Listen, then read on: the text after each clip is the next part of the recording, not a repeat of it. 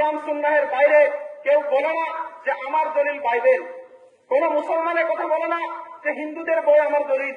সবাই দাবি করেছে যে আমরা কোরআন সুন্নাহের অনুসারী। আমাদের আহলে হাদিস ভাইয়েরাও দাবি করে যে আমরা একমাত্র কোরআন সুন্নাহের অনুসারী, ঠিক কিনা বলেন? কিন্তু যত দল আছে, যত মত আছে ইতিহাসে ভ্রান্ত ফেরকা, তাদের সকলের দাবি ছিল তারা কোরআন সুন্নাহের অনুসারী, কিন্তু সকলের দাবি কি ঠিক?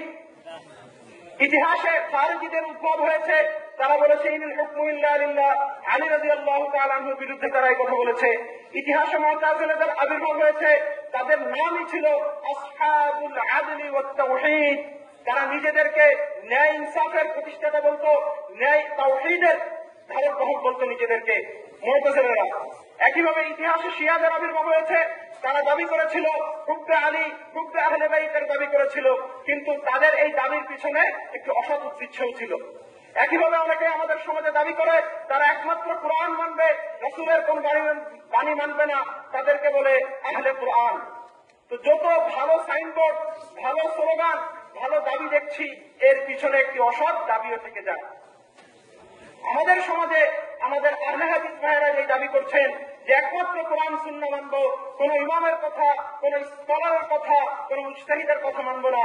এই দাবি দেখতে সুন্দর, শুনতে সুন্দর, কিন্তু এর পিছনে একটা অসৎ উদ্দেশ্য আছে। এজন্যই মূলত আমরা আহলে হাদিসদের বিরোধিতা করছি। আহলে হাদিসরা যে দাবি করেছে যে একমাত্র কোরআন মানি, একমাত্র হাদিস মানি, এর বাইরে কারো বক্তব্য মানি না, তাহলে যে প্রশ্নটা করলাম যে আজকের ঈশান নামাজে ইমাম সাহেব জোরে তাকবীর বললেন আর মুক্তাদিরা আস্তে তাকবীর বললেন, একটা মাত্র কোরআনের আয়াত দেখান, একটা মাত্র হাদিস দেখান। সারা জীবন নামাজ পড়েছেন, কোন দলিলের ভিত্তিতে নামাজ পড়েছেন বলে যান। কিয়ামত এসে যাবে, এ সমস্ত মাসলার কেউ দলিল দিতে পারবে না।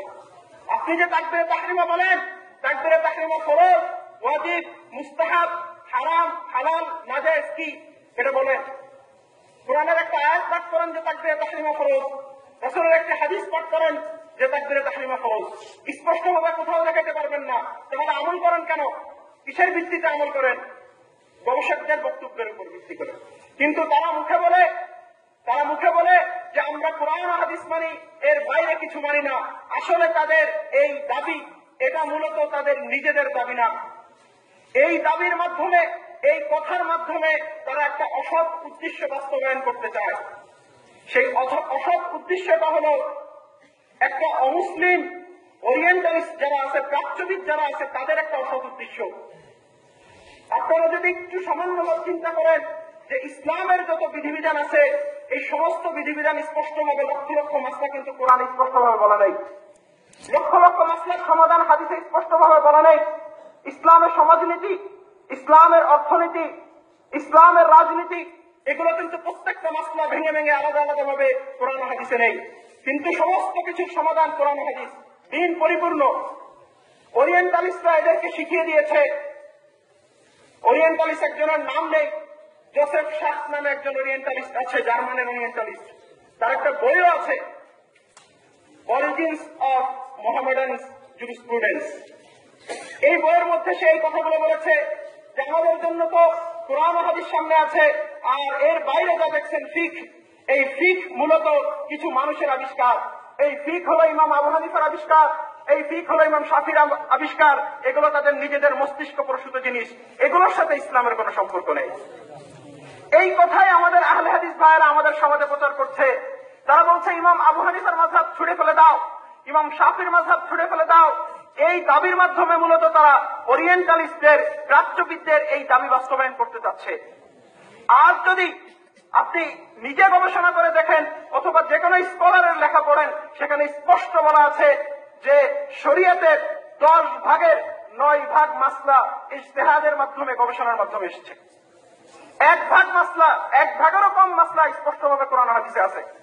কেউ যদি বলে যে আমি শুধু কোরআন মানি, শুধু হাদিস মানি, এর বাইরে কিছু মানি না, এই দাবির মাধ্যমে সে শরীয়তের 9 ভাগ অস্বীকার করতে চায়। একইভাবে যারা দাবি করে যে আমি কোনো ইমামের বক্তব্য মানি না, ইমামের বক্তব্য এগুলো তাদের নিজের বক্তব্য, এই কথার মাধ্যমে ইসলামের উপকার করছে না, সে মূলত ইসলামের সাথে দুশ্মনী করছে, ইসলামের যত লক্ষ লক্ষ মসলা কোরআন হাদিস থেকে বের করা হয়েছে সেগুলো সে অস্বীকার করছে। একইভাবে যদি বলেন তাদের ওই বক্তব্য অনুযায়ী যে কোরআন মানি হাদিস মানি কারোর বক্তব্য মানি না, তাহলে আপনি যে হাদিস মানছেন এই হাদিস মানার পূর্ব শর্ত হলো হাদিসটা যাচাই করে দেখতে হবে যে এটা সহিহ না যায়িফ। এখন এই হাদিসটা যাচাই যে করবেন এটা সহিহ না যায়িফ, এই বক্তব্য আল্লাহ তাআলা কোরআনে বলেছেন যে হাযা হাদিসুন সহিহুন। কোন কোরআনের আয়াত আছে এমন? বুখারী শরীফের কোন হাদিসে আছে যে হাযা হাদিসুন সহিহুন, হাযা হাদিসুন হাসানুন, হাযা হাদিসুন যায়িফুন? কোন হাদিস আছে? তার বক্তব্যের ভিত্তিতে আপনি হাদিসকে সহিহ যায়িফ ভাগ করতেছেন, বলে যান। আপনি যদি বলেন যে কারো বক্তব্য মানি না, আমাদেরকে বলবে যে দেখো ওরা মাযহাব প্রতিষ্ঠার পিছনে লেগেছে, আমরা কোরআন হাদিস প্রতিষ্ঠা করছি। তো কোরআন হাদিস আর মাযহাবকে এভাবে আলাদা করার মাধ্যমে তারা মূলত শরীয়তের 9 ভাগকে অস্বীকার করতে চায়। একইভাবে যে সমস্ত মাসলায় স্পষ্টভাবে কোরআন হাদিসের কোন বিভাজন নাই, আলাদা আলাদাভাবে স্পষ্টভাবে বলে দেওয়া হয় নাই, যেমন কোন হুকুম শরীয়তে ফরজ, কোনটা ওয়াজিব, কোনটা মুস্তাহাব, কোনটা হালাল, কোনটা হারাম। আল্লাহ তাআলা বলে দিয়েছেন ইনতাজতানিবু কাবায়িরা মা তুনহাউনা আনহু, যে কবিরা গুনাহ থেকে বাঁচতে হবে, কিন্তু কোরআনে স্পষ্টভাবে কবিরা গুনাহ সংজ্ঞা বলে দেওয়া হয় নাই, ভাগও করে দেওয়া হয় নাই যে এগুলো হলো কবিরা গুনাহ, এগুলো হলো সগীরা গুনাহ। এই যে বিভাজন, এই যে ভাগ করতেছেন, এটা ফরজ, এটা ওয়াজিব, কার বক্তব্যের ভিত্তিতে বলতেছেন? আল্লাহ তাআলা কি কোরআনে বলে গেছেন যে এটা ফরজ? আল্লাহর নবী স্পষ্টভাবে বলে গেছেন যে এটা ফরজ? কয়টা হুকুমের ক্ষেত্রে এরকম আছে? অথচ লক্ষ লক্ষ মাসলায় আমাদেরকে এরকম ভাগ করতে হয়। তো কেউ যদি বলে যে শুধু কোরআন মানি হাদিস মানি আর কারো বক্তব্য মানি না, এই বক্তব্যের মাধ্যমে সে মূলত এই যে বিভাজন এটাকে অস্বীকার করে। তো আহলে হাদিসদের সাথে আমাদের বিরোধ কোথায় একটু বুঝেন। আহলে হাদিসদের সাথে আমাদের বিরোধ এখানে যে তারা কোরআন এবং হাদিস মানি এই দাবির মাধ্যমে একটা অসৎ উদ্দেশ্য বাস্তবায়ন করছে, যে অসৎ উদ্দেশ্য তাদেরকে শিখিয়ে দিয়েছে অমুসলিমরা। যে তোমরা বলো কোরআন হাদিস মানি, এর বাইরে যে সমস্ত মাসলা কোরআন হাদিস থেকে বের করা হয়েছে সেগুলো অস্বীকার করে দাও, তাহলে ইসলামের সমাজনীতি থাকবে না, ইসলামের অর্থনীতি থাকবে না, ইসলামের ব্যাংকিং পদ্ধতি থাকবে না, মেডিকেল সেক্টরে যে সমস্ত নতুন নতুন মাসলা আসছে এর কোনো সমাধান ইসলাম দিতে পারবে না। এভাবে দিন যে পরিপূর্ণ, ইসলাম যে পরিপূর্ণ, এই দাবিটাকেই ভ্রান্ত বলা যেতে পারে। এজন্যই তারা মাঠে নেমেছে আসলে। আর আহলে হাদিসদের সাথে আমাদের বিরোধ এখানে। সাহাবা ইকরাম রাদিয়াল্লাহু তাআলা আনহুমের সময়ে নামাজের আমলের পার্থক্য ছিল। কোন কোন সাহাবী রাফিয়া দাইন করেছেন, কেউ করেন নাই। কোন কোন সাহাবী জোরে আমিন বলেছেন, কেউ আস্তে আমিন বলেছেন। এই পার্থক্য ছিল, কিন্তু সাহাবীদের মধ্যে দ্বন্দ্ব ছিল না। ইসলামে যে